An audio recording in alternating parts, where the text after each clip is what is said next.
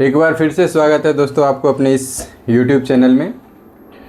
तो दोस्तों आज का जो वीडियो का टॉपिक है ये बहुत ही अमानत का बेसिक टॉपिक है, जो जरीब से ज़मीन कैसे नापे। हालांकि आप लोग का और दूसरा भी कमेंट था जो चौमेर के पास कैसे पहुँचें, बंटवारा कैसे किया जाता है। तो ये सब कल का जो वीडियो होगा, आपका कमेंट है जो चौमेर या मुस्तकिल के पास कैसे पहुँचे, वो कल के वीडियो में बनेगा। तो आज का जो टॉपिक है वो जरीब से ज़मीन कैसे नापें। तो बीच में कुछ प्रॉब्लम की वजह से लगातार हम वीडियो एक महीना डाल ही नहीं पाए थे। उसमें बहुत सारे दोस्तों का कमेंट छूट गया था, कहीं किसी का हम जवाब भी नहीं दे पाए थे। तो इसके लिए दिल से माफ़ी चाहते हैं। तो अब से जो भी दिक्कत रहेगा रेगुलर कमेंट कीजिएगा, हम कोशिश करेंगे आपके हर प्रॉब्लम को सॉर्ट आउट करने के लिए। तो सबसे पहले दोस्तों जान लेते हैं जरीब है क्या। ठीक, तो जरीब क्या है? जरीब एक ज़मीन मापने का उपकरण है जिससे हम लोग ज़मीन मापी करते हैं। जरीब का तो बहुत प्रकार होता है, लेकिन हम लोग जो ज़मीन नापी करने में यूज करते हैं वो गंटरी जरीब को यूज करते हैं। कौन से जरीब को? गंटरी जरीब को यूज करते हैं। गंटरी जरीब को हम लोग यूज करते हैं, जिसको गंटर नाम के अंग्रेज ने बनाया था। गंटर नाम के ब्रिटिश अंग्रेज थे, वो इन्होंने बनाया था। ठीक है। तो दोस्तों अगर आप लोग इस चैनल पे पहली बार हैं तो कृपया चैनल को सब्सक्राइब और बेल आइकन जरूर दबा दीजिए, ताकि इस चैनल पे जो भी वीडियो डाला जाए वो नोटिफिकेशन के जरिए सबसे पहले आप तक पहुंचे। अगर किसी कारणवश आपके पास यूट्यूब का वीडियो नहीं जा पा रहा है, नहीं पहुंचा, या यूट्यूब के माध्यम से नहीं पहुंचा, या आप उस वीडियो को यूट्यूब पर नहीं देख पाए, तो वीडियो के डिस्क्रिप्शन में सोशल मीडिया का लिंक रहता है, उस लिंक को भी फॉलो कर लीजिएगा, सब्सक्राइब कर लीजिएगा, ताकि वहाँ से भी आप लोग वो वीडियो को देख सकें। तो इतना तो हम जान गए जो जरीब क्या है। अब जरीब के बारे में कुछ महत्वपूर्ण बात जो होता है वो जान लेते हैं, क्योंकि बेसिक जो अगर पता रहेगा तो आपको कोई दिक्कत होने वाला नहीं है। ठीक है। तो देखिए, एक जरीब में 100 करी का एक जरीब होता है। क्या होता है? 100 करी बराबर एक जरीब होता है।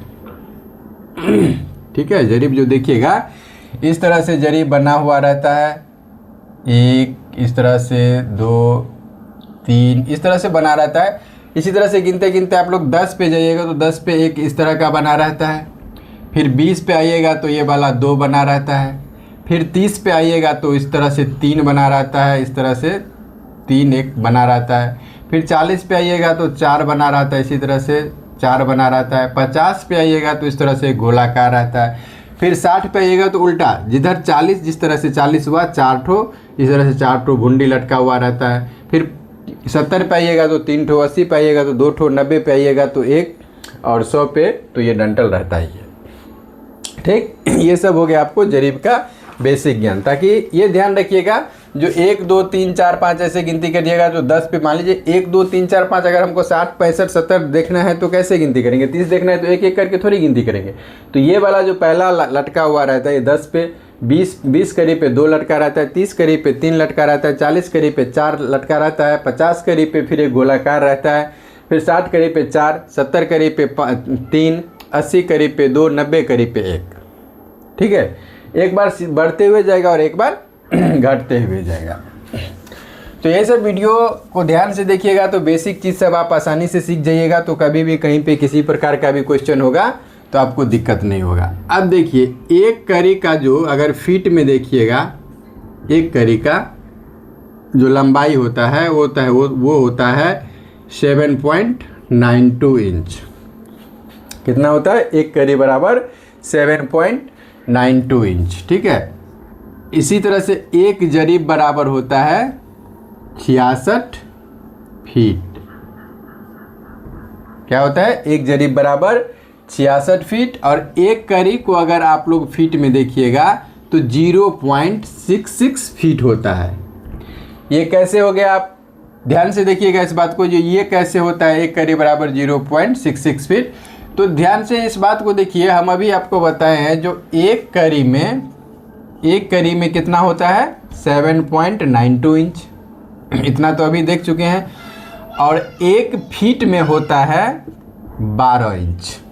ठीक है।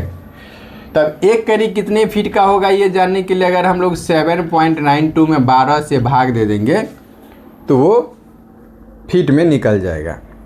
ठीक है। तो भाग दे के देखते हैं। 7.92 भागा 12 बराबर 0.66 फीट हो गया। एक करी बराबर कितना हो गया? 0.66 फीट। तो इससे ये भी कभी मान लीजिए हम करी में नापी कर थी, क्या बोलते हैं, जो नक्शा में जो हम दूरी लगाते हैं गुनिया से, वो करी में लगता है। अगर हम लोग फीता से नापी कर रहे हैं तो जितना भी करी हो रहा है, तो करी को अगर 0.66 से गुना कर दीजिएगा तो वो फीट बन जाएगा। ये सब चीज़ बेसिक चीज़ है जो आपको बहुत ही ज़रूरी है जानकारी लेना। ये अगर आपको जानकारी होगा तो कभी कहीं किसी प्रकार का दिक्कत ना होगा।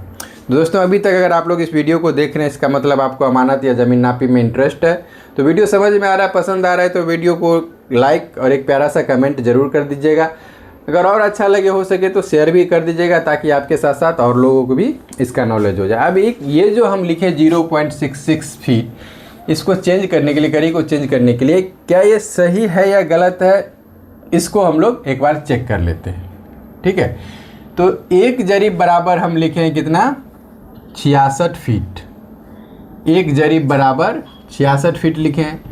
तो जाहिर सी बात है 50 करी बराबर एक जरीब कितना हो गया? 100 करी का। तो 50 करी इसका आधा हुआ, तो 50 करी में 66 का आधा 33 फीट होना चाहिए। ठीक है, तो अब इसको हम लोग एक बार चेक कर लेते हैं। ठीक है, तो 50 करी में कितना इंच होगा, ये जानने के लिए क्या करेंगे? जो एक करी बराबर 7.92 इंच होता है, तो अगर हम लोग 50 को 7.92 से गुना कर देंगे तो इंच में आ जाएगा। तो इसको गुना करते हैं, 50 गुने 7.92 बराबर ये हो गया 396। और हम सब लोग जानते हैं जो एक फीट में 12 इंच होता है, तो 396 में हम 12 से भाग दे देंगे। तो 396 भागा 12 बराबर इसका आंसर 33 फीट आया। तो इससे ये कंफर्म हो गया। जो अगर हम लोग किसी भी कोई भी करी है, अगर उसको करी को हम लोग फीट में चेंज करना है तो 0.66 से गुना कर देंगे, फीट बन जाएगा। ठीक है, अब एक चीज़ देखते हैं, जो रकबा निकाल के किसी भी प्लॉट को कैसे हम नापी करते हैं। मान लीजिए हम किसी प्लॉट को गए नापी करने के लिए, नॉर्मल तो प्लॉट है, अगर उसको नापी करने के लिए गए तो कैसे नापी करेंगे, इसके बारे में सोचिए। और साथ ही साथ उसको कट्ठा धूर में हम कैसे कन्वर्ट करेंगे, डिसमल में कैसे कन्वर्ट करेंगे, ये भी आप लोग आसानी से समझ जाइएगा। बस वीडियो में अंत तक बने रहें। तो देखिए, जिस तरह का खेत है, हम लोग पहले जाएंगे खेत पे, प्लॉट पे। तो एक प्लॉट पे चारों तरफ घूम के देख लेंगे जो किस तरह का प्लॉट है। ठीक है, तो प्लॉट जिस तरह का है उस तरह का एक हम नजरी नक्शा अपने पैड पे या नोटबुक पे बना लेंगे। लेकिन बनाते वक्त हमको ये ध्यान रखना है, जो भी कॉपी, नोट या पैड पे लिख रहे हैं, पेज पे लिख रहे हैं, तो ये ध्यान रखेंगे जो पेज का जो सबसे ऊपर वाला भाग होता है वो उत्तर होता है। नक्शा भी देखिएगा तो जो सबसे ऊपर वाला भाग होता है उत्तर होता है, नीचे वाला भाग दक्षिण होता है, दायां हाथ की तरफ पूरब होता है और बायां हाथ की तरफ पश्चिम होता है। जैसे देखिए, हम अभी उत्तर की तरफ, उत्तर हमारा ये दिशा उत्तर है, उत्तर की तरफ हम खड़े हुए हैं, तो सामने वाला हो गया उत्तर, पीछे हो गया दक्षिण, दायां हाथ हो गया पूरब और बायां हाथ हो गया पश्चिम। तो उसी तरह से इस तरह से हम डायग्राम बनाएंगे, जो भाई हमारा ऊपर वाला भाग जो हो, जो उत्तर के दिशा में होना चाहिए।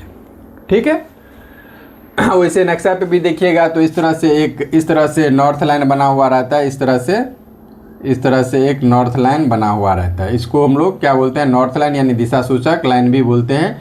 इसमें ऊपर देखिएगा NS लिखा हुआ रहता है, तो इसका मतलब यही हुआ, जो नक्शा का सबसे ऊपर वाला भाग होता है उत्तर दिशा होता है, नीचे दक्षिण, दायां हाथ पूरब और बायां हाथ पश्चिम।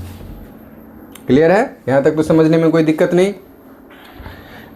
अब देखिए, किसी भी एक मेर से हम पकड़ेंगे, जैसे मान लीजिए दक्षिण, ऊपर वाला उत्तर हो गया, तो यहाँ पे लिख लेते हैं आप लोगों को समझने के लिए। ये उत्तर हुआ, ये दक्षिण हुआ, ये पूरब हुआ और ये पश्चिम हो गया।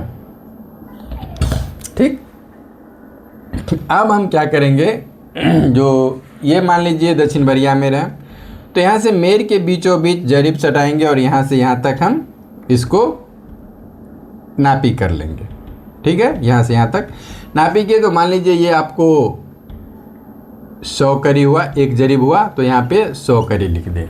ठीक है, ध्यान से देखिएगा वीडियो को। अगर एक बार तरीका समझ में आ जाएगा ना तो कैसा भी प्लॉट रहे वो आपको आसानी से समझ में आ जाएगा, उसमें कभी भी किसी प्रकार का कोई दिक्कत नहीं होगा। तो ये नीचे 100 करी है दक्षिण बरिया भाग, तो 100 करी हम लिख लिए। मेर टू बीचों बीच यहाँ से लेके यहाँ तक हम नापी कर लिए। ठीक है, अब देखिए फिर यहाँ से लेके हमको ये पूरा वाला मेर नापी करना है। ठीक, तो मान लीजिए ये 50 करी हुआ, तो यहाँ पे हम 50 करी लिख दिए। ठीक है, अब फिर यहाँ से जो यहाँ तक हम पोपरिया मेर लिखे तो डायग्राम पे, ज़मीन पे हम नापी कर रहे हैं शहर ज़मीन पे और लिख रहे हैं अपने डायग्राम पे। उसके बाद फिर यहाँ से लेके उत्तरबरिया मेर यहाँ तक नापी कर लेंगे। यहाँ से लेके यहाँ तक नापी किए तो मान लीजिए ये 120 करी हो गया। ठीक, वहाँ पे लिख दिए। अब फिर यहाँ से लेके यहाँ तक हम नापी किए तो ये 60 करी हो गया। अब क्या हुआ, जो चारों मेर जो प्लॉट पे है उसको हम लोग ने क्या किया, जो नापी सरजमीन पे कर लिया। सरजमीन पे नापी किया और उसको हम फील्ड बुक पे लिख लिए। इस तरह से उत्तर हो गया इसका 120 करी, दक्षिण हो गया 100 करी, पूरब हो गया 50 करी और पश्चिम हो गया 60 करी। अब इसका क्षेत्रफल गणित के भाषा में बोलेंगे तो इसका क्षेत्रफल होता है और अमानत के भाषा में बोलेंगे तो इसका रकबा होता है। ये हम कैसे निकालेंगे, इसका रकबा क्षेत्रफल हम कैसे निकालेंगे ताकि हमारा जो प्लॉट का रकबा हो वो एग्जैक्ट हो। तो अब हम इसमें सीधा सा एक उपाय करेंगे, जो आमने सामने वाले मेर को एक जगह लिख लेंगे। तो आमने सामने वाले मेर कौन हुआ, उत्तर और दक्षिण आमने सामने हैं। ठीक है, तो उत्तर पहले एक बार लिख लेंगे। तो उत्तर इसका कितना है 120 करी, तो उत्तर यहाँ पे हम 120 करी दिए। ठीक, फिर यहाँ पे दक्षिण कितना है, आमने सामने वाले में हुआ तो उत्तर के सामने दक्षिण हुआ ना, तो दक्षिण कितना है 100 करी। ठीक, लिख दिए। अब ध्यान से देखिए, दोनों को क्या करना है, हमको जोड़ना है। दोनों को क्या करना है, जोड़ना है। तो 120 और 100 को जोड़ेंगे तो कितना हो जाएगा 220। जब जोड़ के हो जाए तब क्या करना है, दोनों को आधा, जब जोड़ के जितना हुआ उसको हमको आधा करना है। तो आधा करेंगे तो 110, यानी आमने सामने वाले मेर को हमको औसत निकालना है। तो क्या किया, उत्तर 120 था तो 120 दिए, दक्षिण 100 था 100 दे दिए, दोनों को जोड़े तो 220 हुआ, 220 को हम आधा किए तो 120 हो गया। इसी तरह से पूरब और पश्चिम आमने सामने है, तो पूरब, इसका पूरब है ये 50, तो यहाँ पे हम 50 दे दिए, और पश्चिम, पूरब के सामने पश्चिम आता है तो पश्चिम है 60, तो 60 दे दिए। 60-50 को जोड़िएगा तो 110 होगा, और 110 को आधा कीजिएगा तो 55 होगा।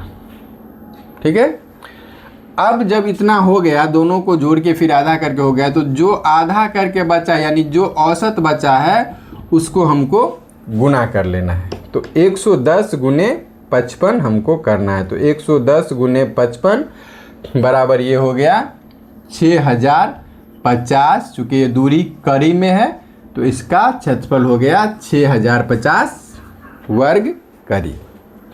ये तो निकल गया आपका क्षेत्रफल जो भाई 6050 वर्ग करी टोटल इसका एरिया हुआ।